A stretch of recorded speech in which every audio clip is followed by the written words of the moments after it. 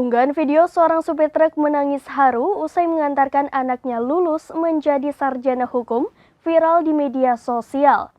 Meski profesinya sebagai supir truk, ia dinilai berhasil mengantarkan anaknya hingga lulus kuliah.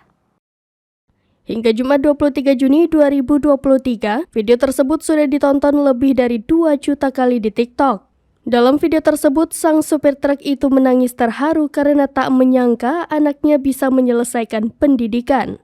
Ini pula yang dilakukan pemilik akun TikTok Johnny Hadi yang merupakan supir truk jarak jauh. Lewat sebuah video, Johnny memposting ketika anaknya memakai baju toga. Sambil terharu, ia mengaku teramat bangga atas capaian yang telah didapat oleh sang anak. Bahkan sang anak lulus menjadi sarjana hukum di Universitas Udayana dengan status cum laude.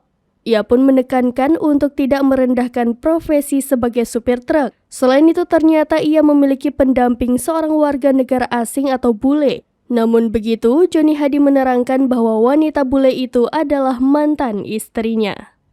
Demikian informasi terkini Syederalon. Saksikan terus berita lainnya di kanal YouTube Serambi News, website dan Facebook serambinews.com.